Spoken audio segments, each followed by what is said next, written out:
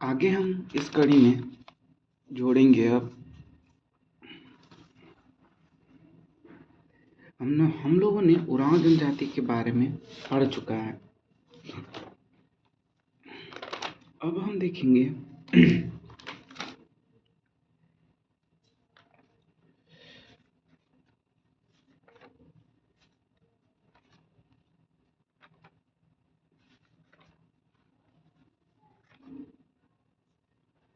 हो जनजाति।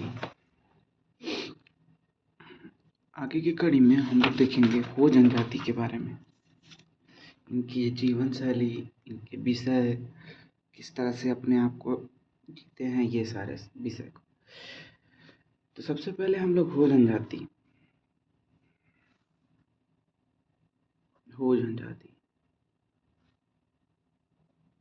जनजाति की शासन व्यवस्था।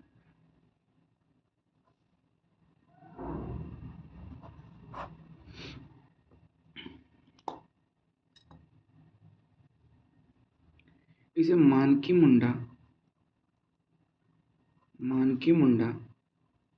शासन व्यवस्था और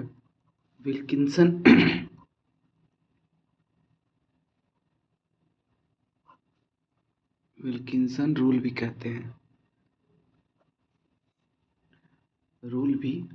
हैं।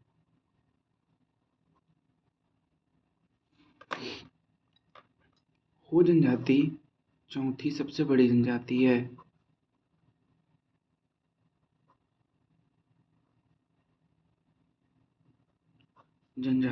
हो जनजाति चौथी सबसे बड़ी जनजाति है।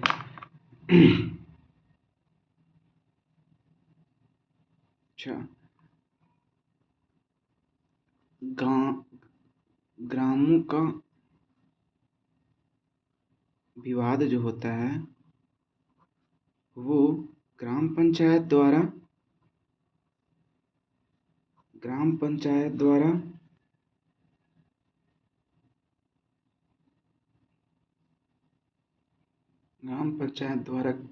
किया जाता है।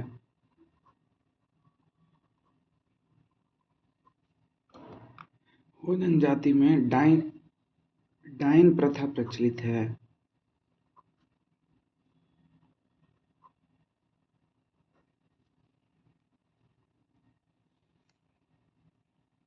गांव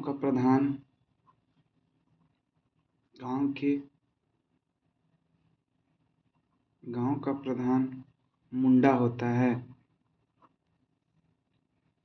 मुंडा का सहायक जो है वो होता है डकुआ।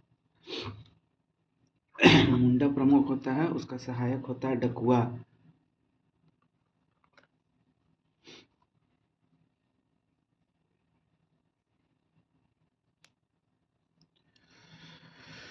कई गांव मिलाकर पंचायत बनता है।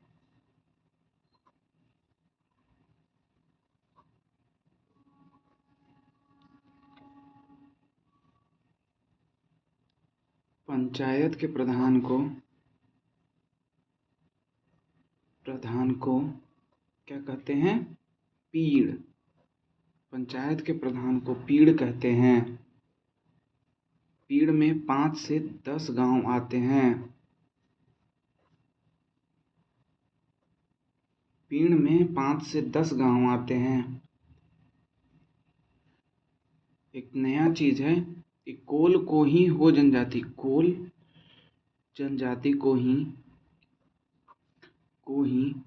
हो जनजाति बोला जाता है। कुल जनजाति को ही हो जनजाति बोला जाता है। को जनजाति को ही हो जनजाति भी बोला जाता है।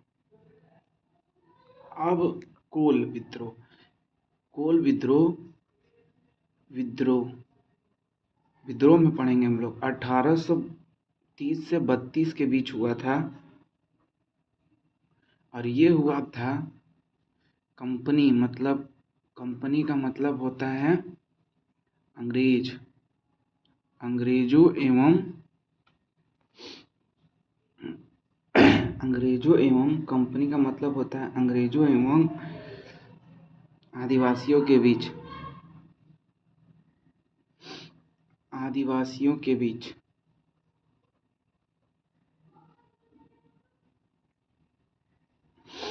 इसी के परिणाम स्वरूप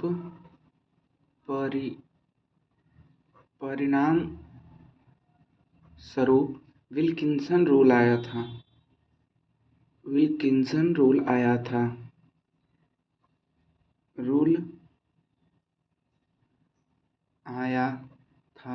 विल्किंसन कमिश्नर था।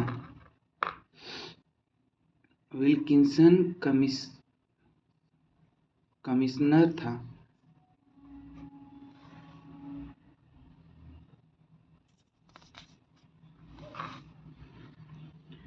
विल्किंसन कौन था? कमिश्नर था।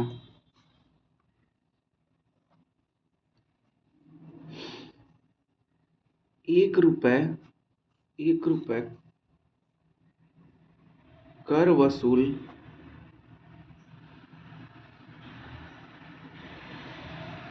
वसूल कर 12 आना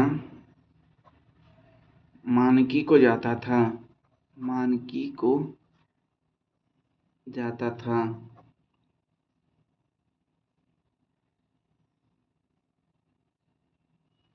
और मानकी जो था, मानकी कर वसूल कर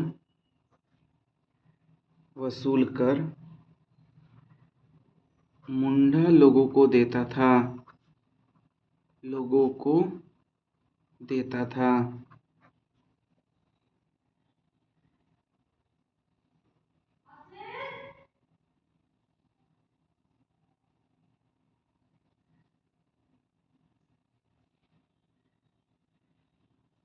ठीक है, ये कर व्यवस्थाएं थी। ये जितनी थी ये कर व्यवस्थाएं थी।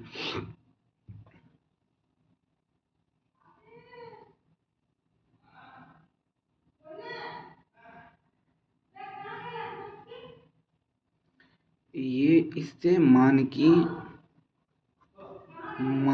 मुंडा महासभा की सफलता को देखकर हाँ, मानकी मुंडा से कर वसूलता था। देखकर मानकी मुंडा की सफलताओं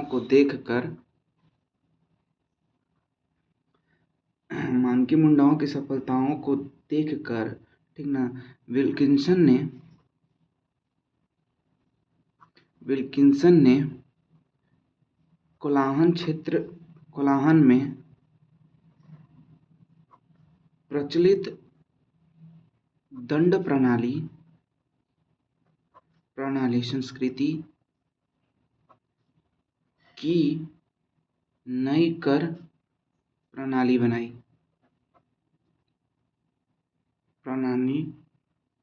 लेखबद्ध किया। विल्किंसन ने नई कर प्रणाली को लेखबद्ध किया।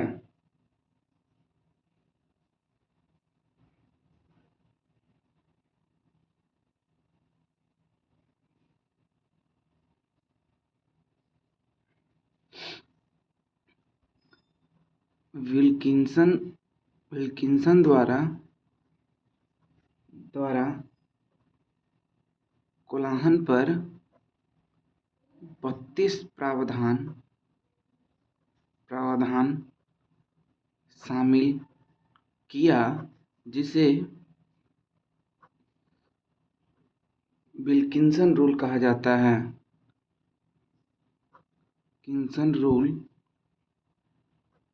जाता है।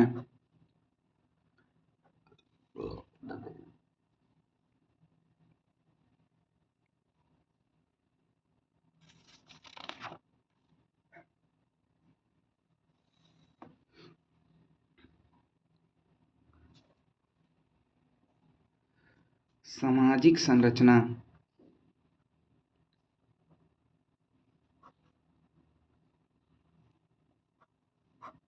सामाजिक संरचना।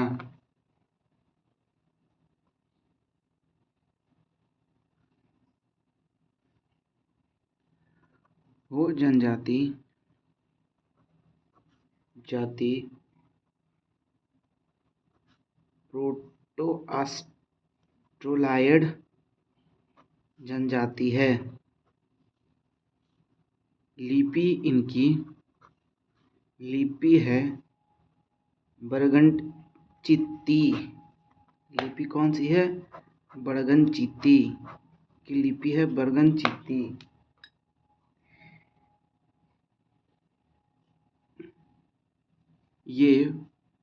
ये प्रमुखतः पश्चिमी सिंहभूम,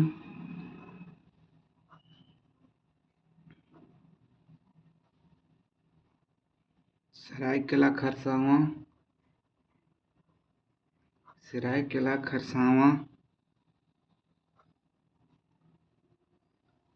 पूर्वी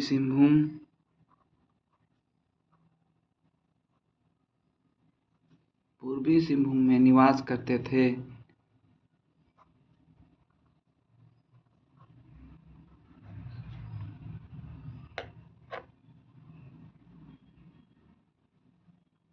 हो गांव मालभूमि या कटक पर बसे थे। मालगुजारी वाली भूमि पर ही बसे हुए थे। ये मालगुजारी वाली भूमि पर बसे हुए थे।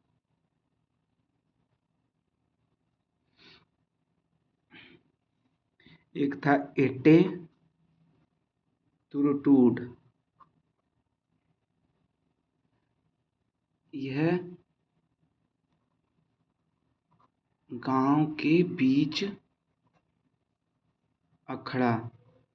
इन लोग अखड़ा को एटे तुरुटूड कहते हैं। गित्ती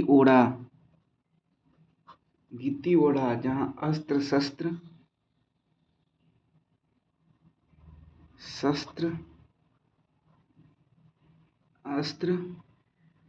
वाद्य यंत्र रखे हों। एक होता है जाहेर।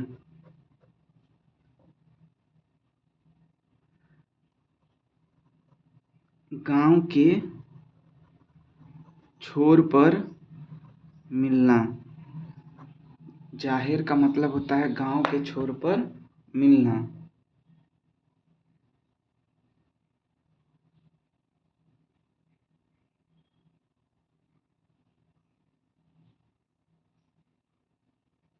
इम्पोर्टेंट चीज ये है कि कोलाहन जो था, कोलाहन 26 पीढ़ में बटा था। 26 पीढ़ में 5 से 10 गांव होते थे।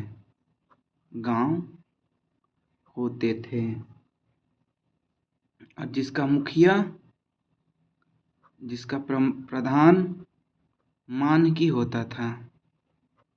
जिसका प्रधान मानकी होता था। दूसरी चीज, इसे अंग्रेजों ने मान्यता दिया था। इसे अंग्रेजों ने भी मान्यता दिया था।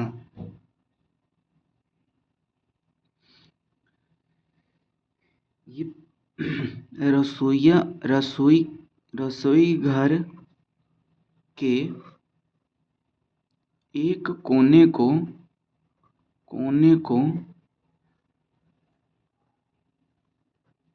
पूर्वजों का पवित्र स्थल मानते थे।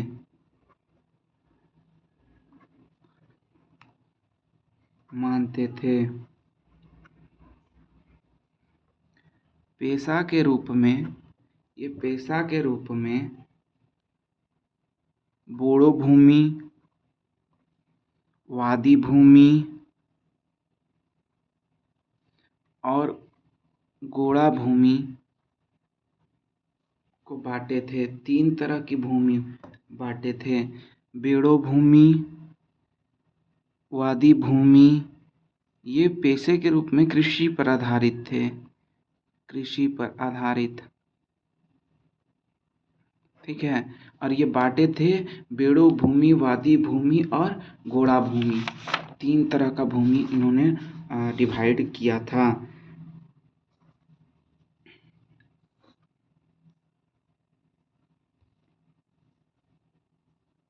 अच्छा, अब है बोड़ो भूमि, वादी भूमि और गोड़ा भूमि।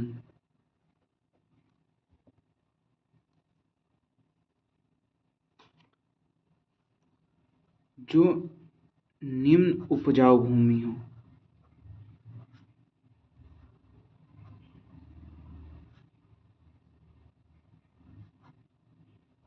उपजाऊ होती है।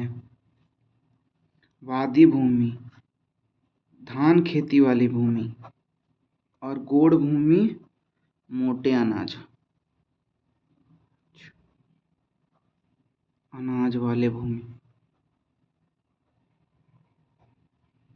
कम उपजाऊ।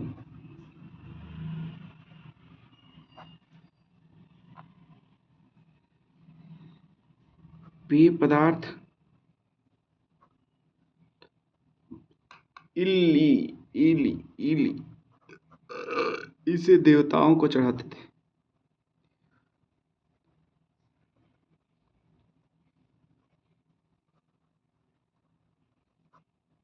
इसे देवताओं को भी चढ़ाते थे।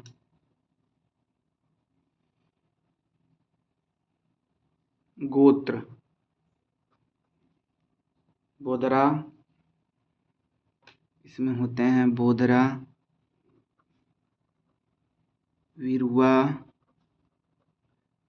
पिंगुआ, बोयोपाई, बिरौली, बालमुचू,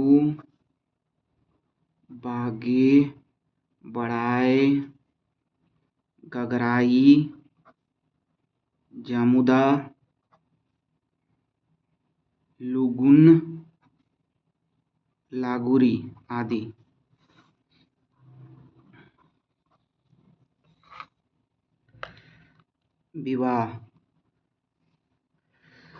विवाह 5 प्रकार के।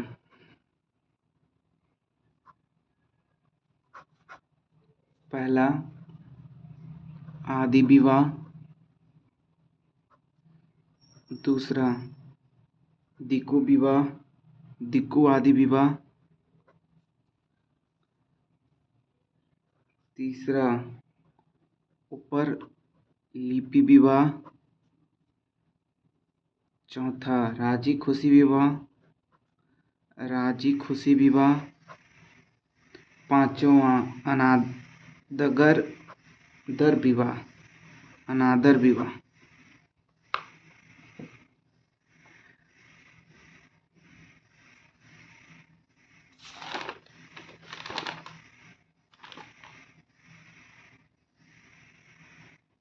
यह प्रचलित है।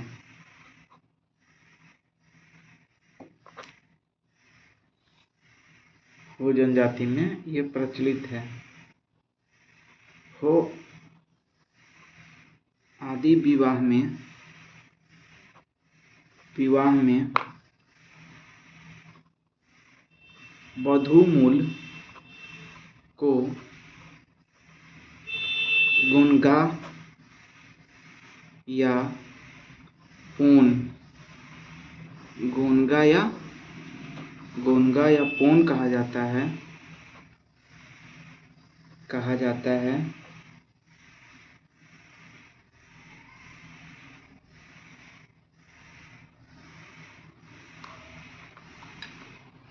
और गैर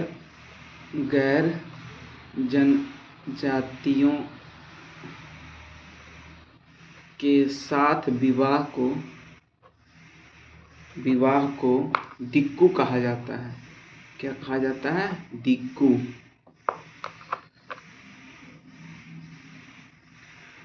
अंतःगोत्रीय विवाह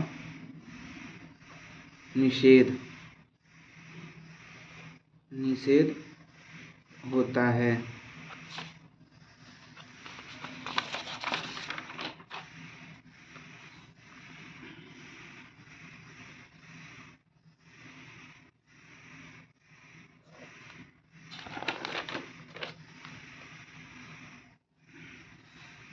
पूजा एवं पाठ।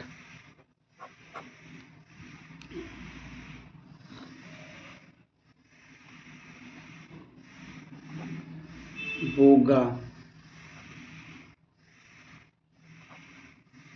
पूजा का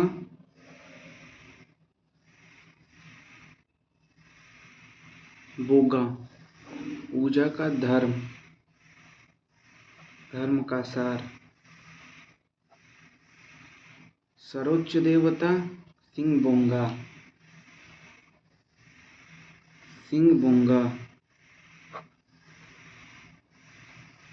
सर्वोच्च देवता सिंह बोंगा। ग्राम देवता पहुई बोंगा। ग्राम देवता पहुई बोंगा।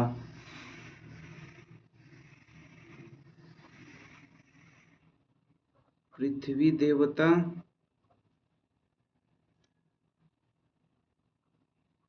ओटी बोड़म।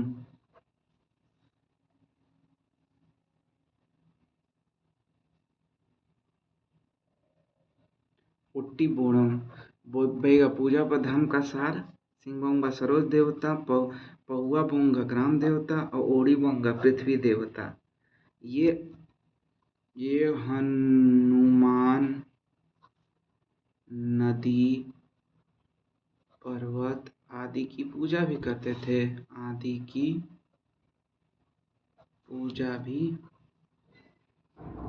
थे।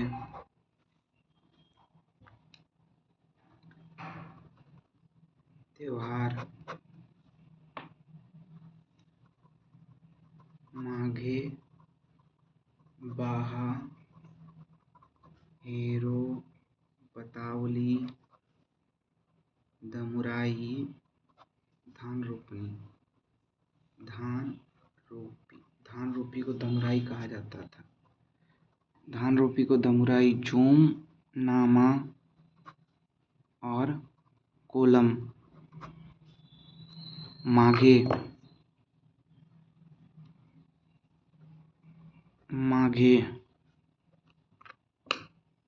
मुख्य पर्व हो जनजातियों का। अब हम अगला वीडियो में देखेंगे खड़िया जनजाति।